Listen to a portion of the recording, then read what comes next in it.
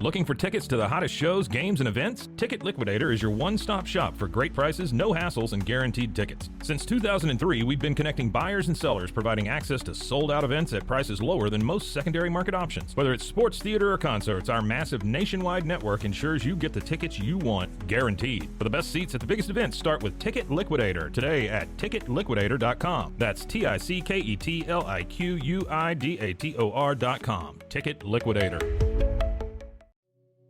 Farmhounds offers natural treats and chews made with quality products that support family farms, regenerative agriculture, and humane farming practices. Give your dog the best with wholesome, organic ingredients that promote health and happiness. Shop now at farmhounds.com.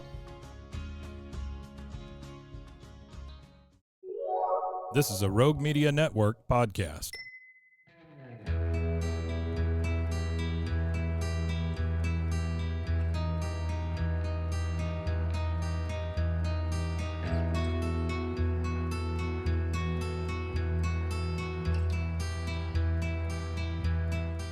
Welcome to Silent Witness, the podcast that jumps into true crime and cold case files. With your host, Christina. Hello. And I'm Erica. Hello, everybody. Hey. Hey, girl. What you got for us today? Well, let's go back to 2002. Okay. Oh, my baby was born. Aw. And so we're going to go to Georgetown, Texas. But Ooh. before we do, let's look at some history. Okay. In 2002. 2002. Okay. So George Take me back. Bush Mm-hmm. was president. George W. Yep. Junior.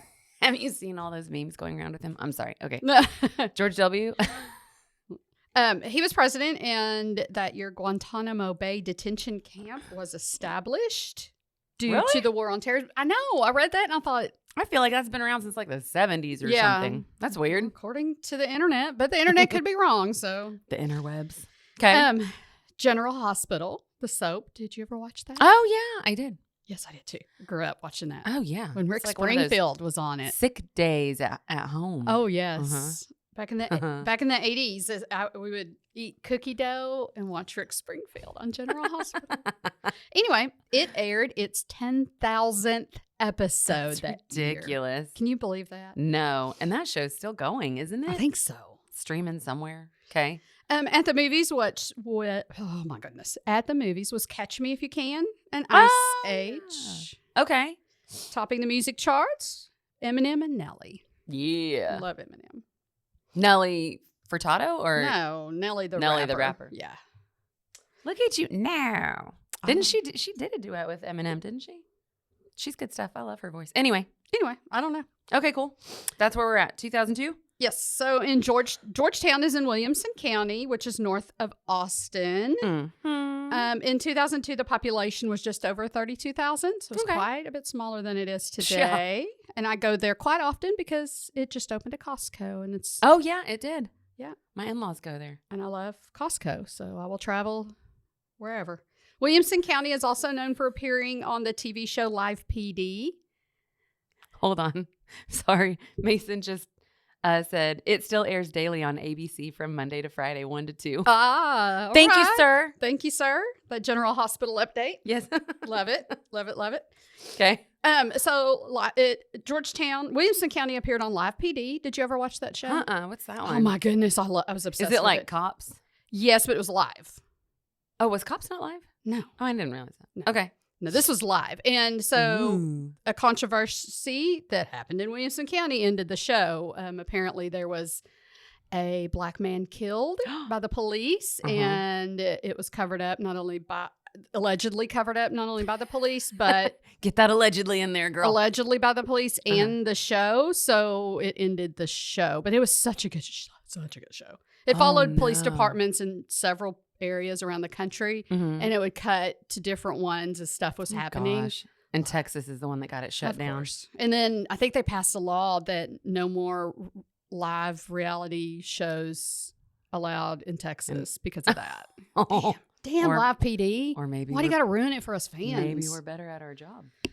Oh, but I love that show. Loved it. Mhm. But Georgetown is considered a suburb of Austin. It's a very, very nice area. Great It schools, neighborhoods. It's pretty. We looked at it. Yeah, it's really a good area, even Mhm. today. Mm-hmm. But I do want to begin that I chose this case for a specific reason. Okay. Which you will see in a minute. Are there kids involved this time? Young adults. Okay. The specific reason I chose this will be very clear soon. Okay. Little suspense, but it's not. It's dumb. Anyway, this case isn't dumb. I'm dumb. No, you're not. Rachel Cooke. Rachel Cooke. She was born May 10th, 1982 to Okay. Robert and Janet Cooke. Rachel has a younger sister, Joanne. Robert was a software engineer and worked for IBM in the Austin area. And Janet taught English at a local high school there in Georgetown. Okay. Rachel was smart, creative, beautiful, like the typical blonde hair, blue-eyed, just gorgeous girl, cheerful Okay. girl. Her friends described her as just a good person. Mm-hmm. And while in high school, she was in high school, the same high school her mom taught. Cute.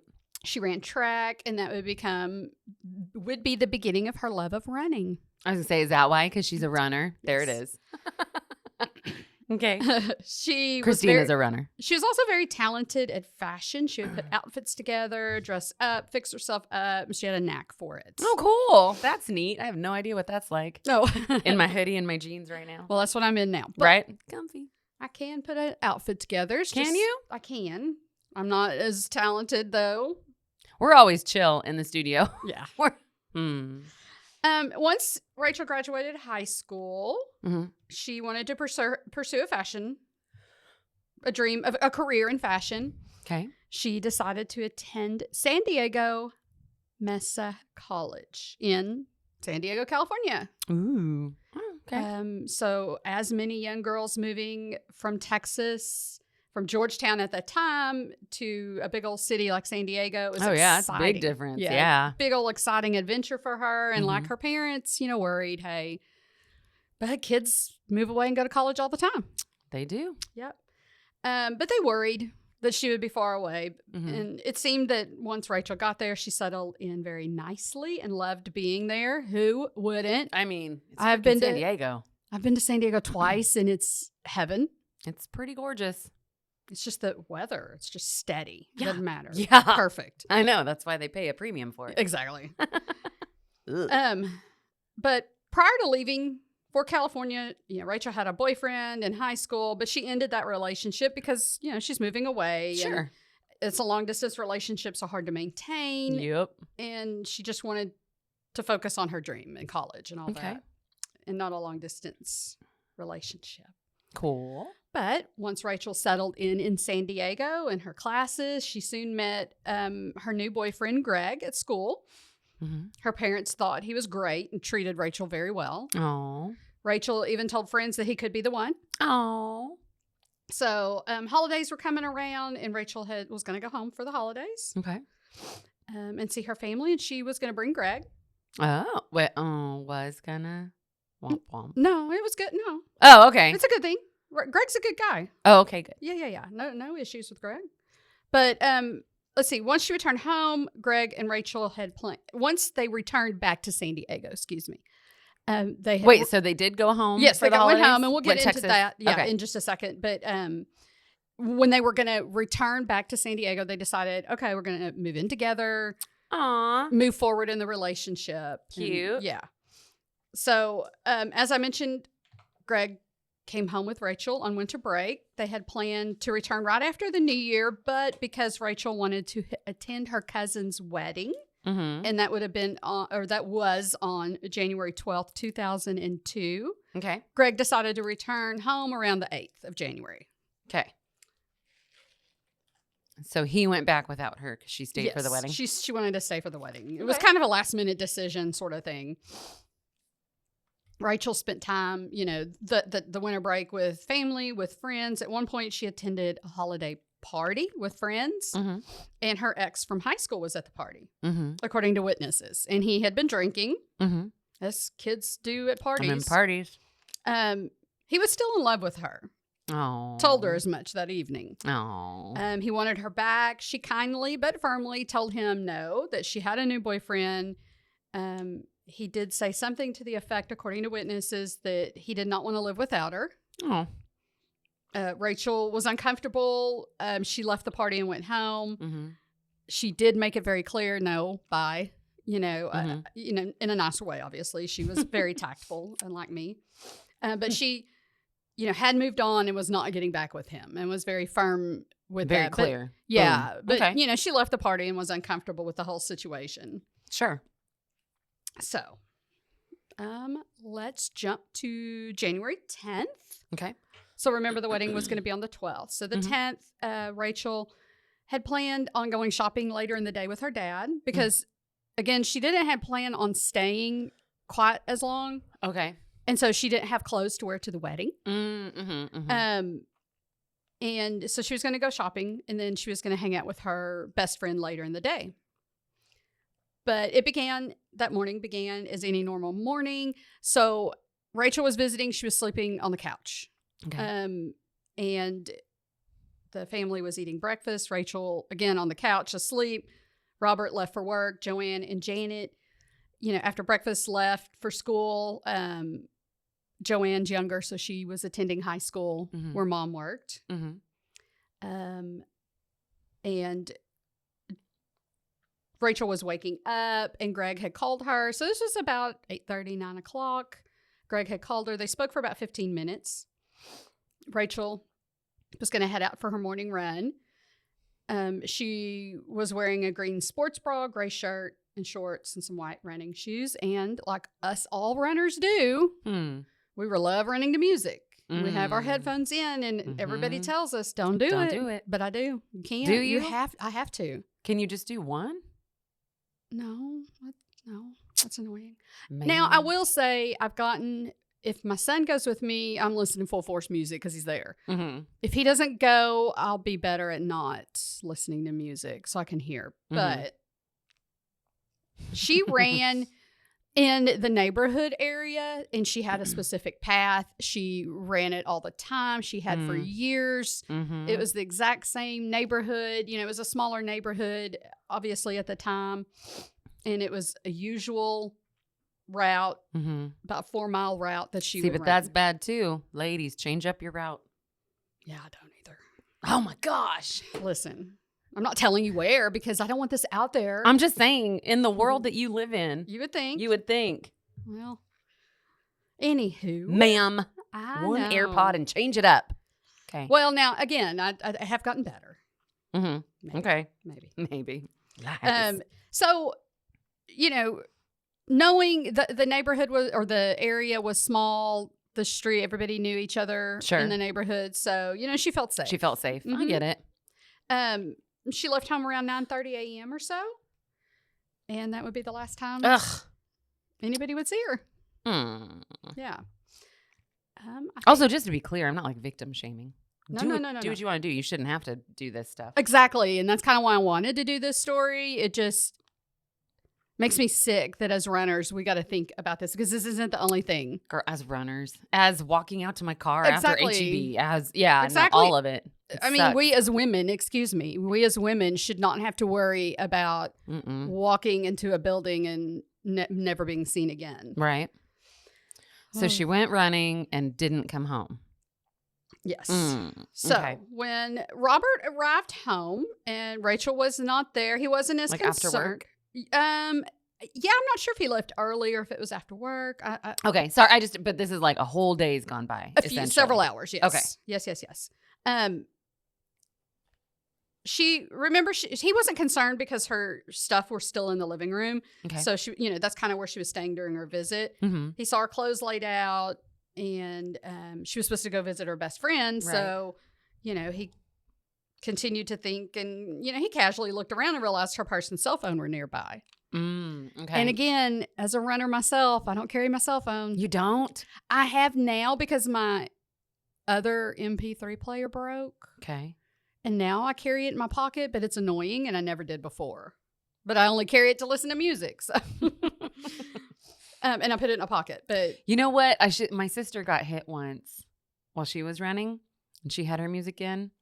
And she was hurt so badly that even having her phone, she was in such shock that you can't even figure out how to dial 911 anyway. Damn. It's horrible. Yeah. But be safe. Watch out for the runners. Come on now. Yeah, come on. Okay. Dumb. I hope the person that hit stopped and Oh, no, they kept going. were they ever caught? No. Shit. And it was in a rural, like, true rural area Shit. of Colorado. Makes me It was sick. she was very blessed that somebody came by and helped her. Damn. Mm-hmm. Yeah, we talk about that. Broke both of her ankles. Like, That's arrogant, and that's failed to stop on rent. That's a felony. I wish that they would have been caught. Mm-hmm. And it does take those investigations take a while. I had a person I went to school with that was actually the perpetrator, and hit somebody, killed him, took off, and then eventually, after probably about a year, they did finally get caught. Good. But yeah. No, they never got caught. It wasn't for lack of trying. Like my brother and my brother-in-law were on the local volunteer fire department and knew tons of sheriffs. Like people wanted to know who did it. Right. It's small town stuff. Anyway, so if you know anything about that crime, please call it in. Elizabeth, Colorado. Okay. Sorry, I'm derailing us. Okay, back to this. So, he noticed her purse and her cell phone was nearby, so he begins to worry a little bit. So he called Shannon. Shannon is her best friend that she was supposed to see that day. Okay. Robert told Shannon that Rachel wasn't there, but her purse and phone were. Mm-hmm. And of course, she says, "Hey, no, she's not here. I haven't seen her today." Mm-hmm. And then they both began to worry. Mm-hmm. So Janet comes home a short time later from school. So it was probably around 4:30, maybe even a little bit later. Some teachers like to stay at school and get some stuff and work. done. I don't. No. I am the hell out of there before. Weird. I would never expect that of you. I'm out of there before the bell rings, honestly. You're like, I got my bag packed before the kids do. Mm-hmm. Okay. Anyway. So when Janet came home, they began to talk and wonder where Rachel was. On occasion, Rachel, when she was home, would pick up shifts at a local restaurant. Okay. That I guess she worked at before she left. Mm-hmm. So her parents believed she was there and just forgot her things. That's fair. And back then, people were still not quite yet tethered to their cell phones. Right. It was literally just a phone. I mean, yeah, they were just like we weren't sending pictures. We couldn't access. We really couldn't text because that was flip phone era, I believe. Yeah, I mean, Believe. I could be wrong. my little Nokia wasn't a flip phone, but it was, yeah. all you're doing is calling people. Texting is still real hard on. Oh, older, yeah. Yeah. 111A. Yeah. Or C or whatever. Anyway. These kids today just don't know Y'all the don't even know. hardships. The hardships. My I tell them that all the time. I said, I made it through school without a cell phone. Stop it. Google wasn't even alive yet. They said, well, they didn't have school shootings. I said, yeah, we did. What? It just wasn't talked about, prevalent in the news every 5 seconds, unfortunately. It's gotten worse. Anyway. Yeah, it has gotten worse, 100%. But so the next morning, the family woke up. Rachel's things had been... next morning? Well, they thought she was at the restaurant. Nobody went to the restaurant to check? They called. Let me back up. Okay. I was like, what? I would have been down there. They called the restaurant. So the evening before, I missed this. I'm sorry about that. So the evening before, they thought, okay, maybe she's at the restaurant. They called and an employee told them that she was working her shift that evening. Oh, okay. Oh, so then they felt like, okay, yay, she's fine. Damn. So the next morning, the family got up. All the things were untouched in the exact same spot as the day before. They called the restaurant and realized, here's the confusion. Oh, no. There was another Rachel that was working. And and it wasn't Rachel Cooke. Shoot. And the employee got it mixed up. Panic set in. Yeah.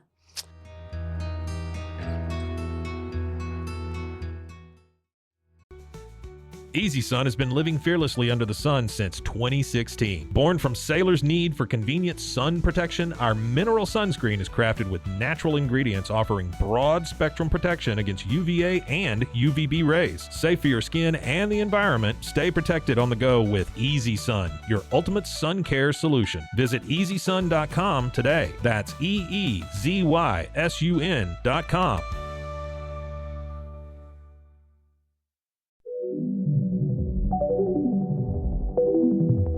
Elevate your experience with Grenco Science, the leaders in cutting-edge vaporizers. Whether you're at home or on the go, our sleek, powerful devices deliver smooth, consistent hits every time. Quality you can trust, innovation you can feel. Grenco Science, take your vapor game to the next level. Visit us at GrencoScience.com.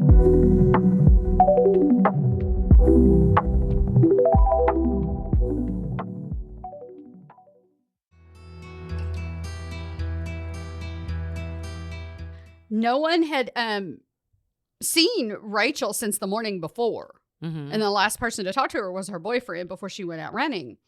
And they realized that her running clothes are gone. Mm-hmm. The family begins to search for Rachel in the area. And Janet goes to a local hospital to see if there's any unidentified women or if Rachel had been there for treatment. Mm-hmm. Robert, dad, drove her running route, which was about 4 miles long, and found nothing. So at about 2 p.m. on the next day, which would have been January 11th, Robert and Janet went to the sheriff's office, Williamson County Sheriff's Office. Mm-hmm. They reported her missing, and it told them every detail, clothes that she was wearing, the route she would run. And as a running theme in many of the cases that we talk about, Sheriff's Office didn't take it so seriously.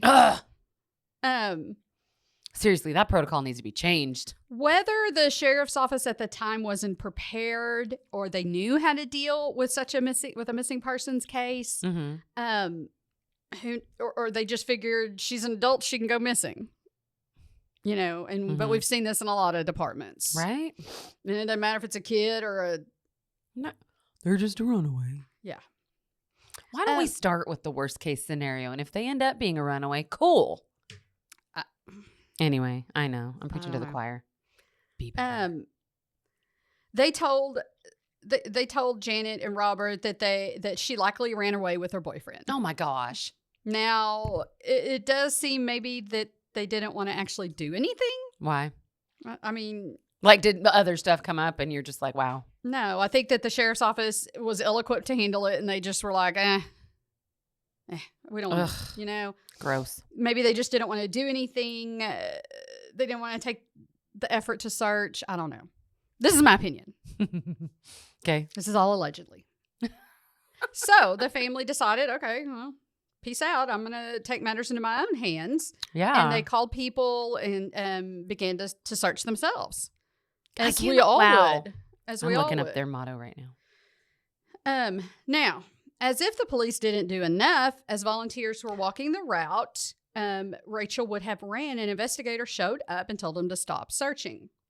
What? The reason, and I get it. What? The reason is that if any evidence is found, it could jeopardize not only the evidence, but the case. And they don't know, because you can't go find evidence. You're not trained at evidence collection. You're not trained to see what evidence and I'm just using I know, I'm not offended. A general person. You don't even know if it's evidence. If people taint the evidence, it's not admissible in court. But how are you going to not get off your ass and do your job and then go tell other people to stop doing what your dumb butt should already be doing? Exactly. But I can see their point as well, that it could jeopardize the evidence. And this one piece of evidence may jeopardize the case. And you don't want somebody to go free. You don't want evidence overlooked, because the layperson isn't going to know what evidence is. They're not going to see a random cigarette butt and think that's evidence, whereas an investigator would be like, okay, we need to get that. I mean, okay. I mean, if you think about it, the general person would not know that. I think we all watch a lot of CSI. But that's not true stuff. So again... Look, but here's the thing. Again, and what are you going to do with it as a layperson? The sheriff's department wasn't doing crap anyway. I know, and the person's not going to know what to do with it, and you can't put it in a plastic baggie. Take a picture. Yeah, again, what? You're not trained. What are you going to do with it in a plastic baggie? Give it to the freaking sheriff's department, who should have gotten off their ass in the first place. Anyway, It is not that serious. Like, I understand, but taking pictures, noting size, making sure you don't touch it, making sure you look at the surrounding area, that's all pretty freaking common sense. Yeah, but I can promise you one thing, though. You will get tore the hell up in court, and it will be thrown out because you're not trained in it. Well, that's the layperson is not. Disgusting human I'm not beings. speaking you particular. I'm saying the layperson, the regular person. And you don't want a killer or a kidnapper to go free for any reason. I mean, I get that. But on the flip side of all of this, I will say that the police did now get involved. I just massively rolled my eyes. I know. You guys can't see me. But they did get involved. So whether it took this or not, they finally got involved. And what day is this? The next day. Okay. Or Is this the wedding day, the 12th? It may be. I don't know. It may have been later on that day. I'm not sure. Okay. So police did get involved now, and they began speaking with others in the neighborhood. Mm-hmm. Several people did see Rachel running. Okay. One saw her around 10 a.m., another around 10:20 a.m., Mm-hmm. and another witness saw her about 10:45, and she was about 200 yards from her house. Oh, yeah. Okay. Like just right there. I'm like, that sounds about like 4 mile. Yeah. So right? 45 minutes. Yeah, it indicated she was at the end of her run Mhm. and was almost home. Okay. Okay. This would be the last sighting of Rachel. Was that last one. Okay. Again, a smaller neighborhood, several people living there also noticed strange vehicles that didn't normally belong in the area. Okay. Okay. Some of the witnesses were pretty specific. For example, a white Pontiac Trans Am type of vehicle and another white sports car like a Camaro were seen. Other witnesses saw a white truck that would slow down when they saw a jogger, as if trying to speak to them. Oh. Okay. But the jogger was not confirmed to be Rachel. Okay. And, you know, it could have been somebody else jogging in the area, but they did not specifically identify Rachel as the one that the truck saw them. Mm-hmm. Could have been, but it wasn't a definite sighting. You see what I'm saying? Yeah.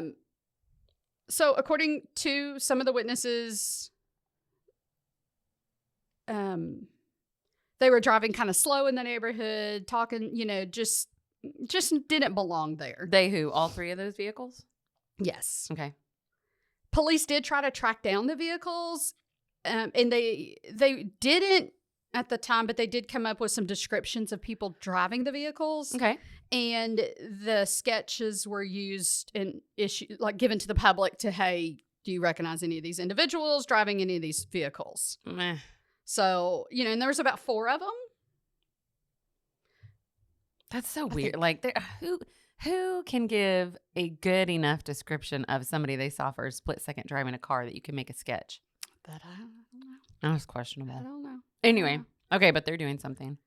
The Rangers, Texas Rangers, are now involved. Woo-hoo. And searches began to be conducted. So large-scale searches using horses, ATVs, helicopters, all of the things were in all of the areas were extensively searched. Okay. There is a large lake somewhere in the area Mm-hmm. that divers and sonar equipment was used, and nothing has been found. Not a trace. Nothing. Not even an article of clothing. To this day. Well, or like at this point. At this point. Okay. After some days, the search by the police was stopped, but the volunteers, even Texas Equine Search Organization, and that is a pretty famous organization, provides experience and ethical searches for the missing. They used to use horseback, but they don't anymore. Oh. But they're Unless- still called equine? Yes, they're still called that because that's how it started. Okay. But they did help in the search efforts. Oh. The search expanded, and once the media began covering the story, tips did start to come in. Mm-hmm. And we will explore those theories and what could have happened to Rachel. And if Man, is this a 2-parter? this is a 2-parter. Because it's very, very long, so I had to make it a 2-parter. Okay. But it's interesting.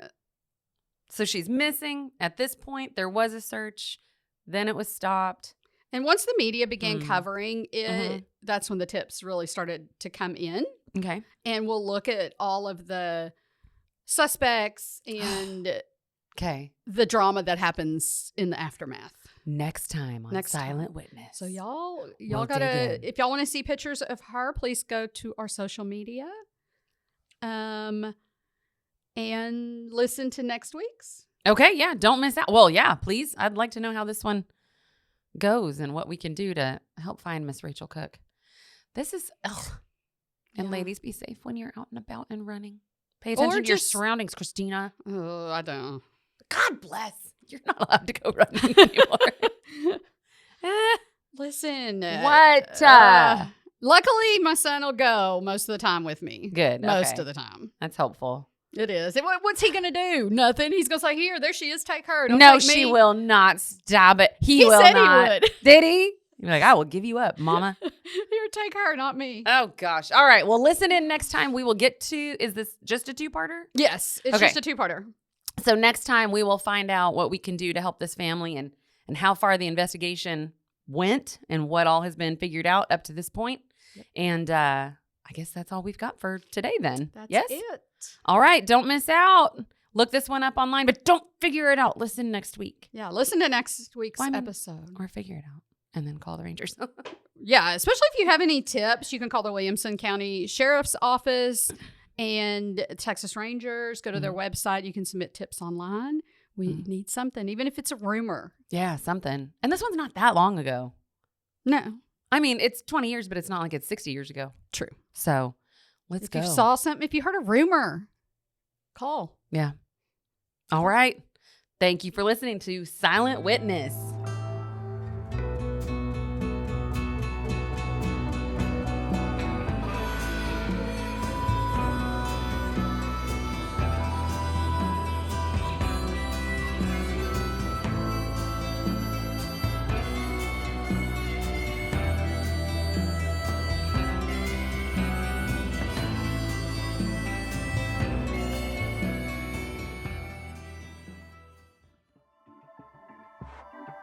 This has been a Rogue Media Network production.